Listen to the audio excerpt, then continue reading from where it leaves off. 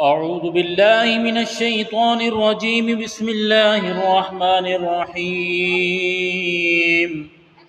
يا أيها الذين آمنوا استعينوا بالصبر والصلاة إن الله مع الصابرين. ولا تقولوا لمن يقتل في سبيل الله أموات بل أحياء ولكن لا تشعرون.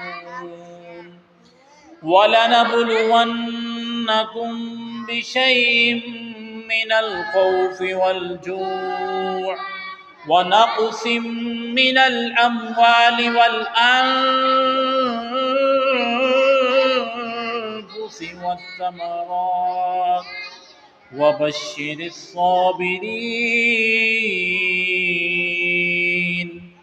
الذين إذا أصابتهم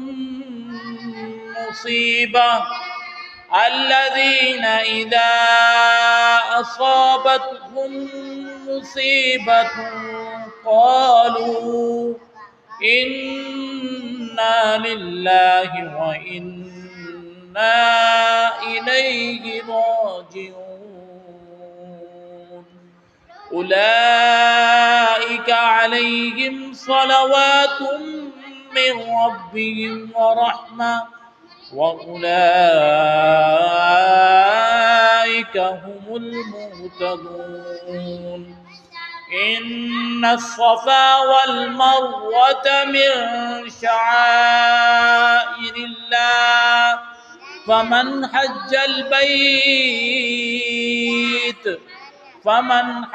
البيت أو اعتمر فلا جناح عليه أن يطوف بهما ومن تطوع خيرا فإن الله شاكر عليم.